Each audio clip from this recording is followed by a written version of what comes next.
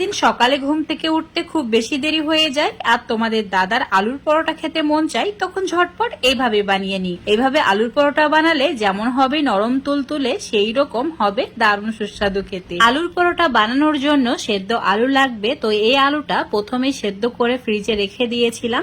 এখন এটাকে একটা গ্রেটার দিয়ে গ্রেট করে নিচ্ছি। এইভাবে গ্রেটার দিয়ে গ্রেট করে নিলে আলুর কোনো গোটা অংশ থাকে না আর খুব সুন্দরভাবে আলুটা গ্রেট হয়ে যায়।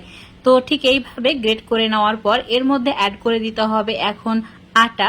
তো আটা দিয়েই পরোটাটা বানাবে। আটা দিয়ে পরোটাটা খেতে বেশি সুস্বাদু হয়। এখানে 1 কাপ আটা ভালো করে চেলে নিয়েছি।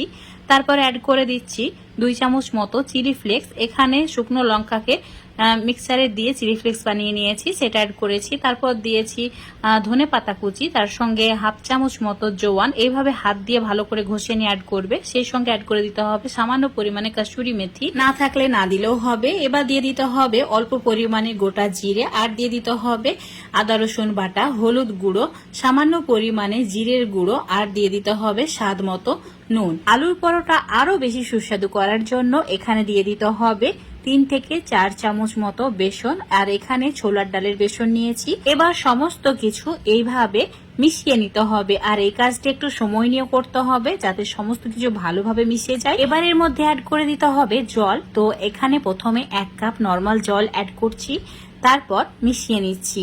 মেশানো হয়ে গেলে আবারও অল্প অল্প করে জল অ্যাড করতে হবে। 1 কাপ আটার জন্য এখানে 2 কাপ জল লাগবে। তো অল্প অল্প করে জলটা অ্যাড করবে, না হলে আটার গোটা বেঁধে যাবে আর পরোটাগুলো একদমই ভালো হবে না। তো এইভাবে অল্প অল্প করে জল দিয়ে মিশ্রণটা রেডি করে নিতে হবে। 2 কাপ জল অ্যাড করে মিশ্রণটা ঠিক এইরকম দেখতে হয়েছে।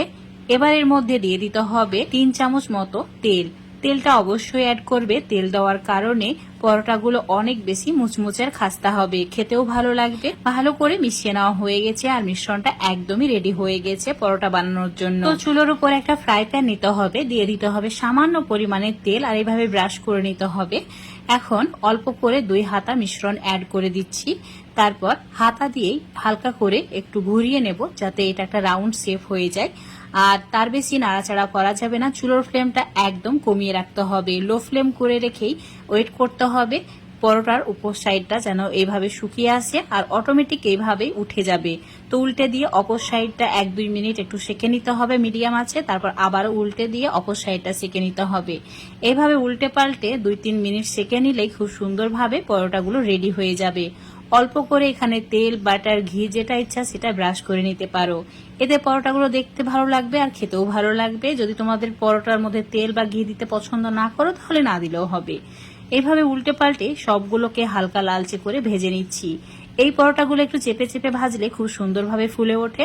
এতটা নরম পাতলা হয় যে এগুলো ফোলাতে একটু কষ্ট হবে, কিন্তু এগুলো ফুলে যাবে। তো একটু টাইম নিয়ে ভেজে নিতে হবে। দেখতেই পাচ্ছ খুব সুন্দরভাবে ভাজা হয়ে গেছে, আর বাকিগুলো একইভাবে ভেজে নেব।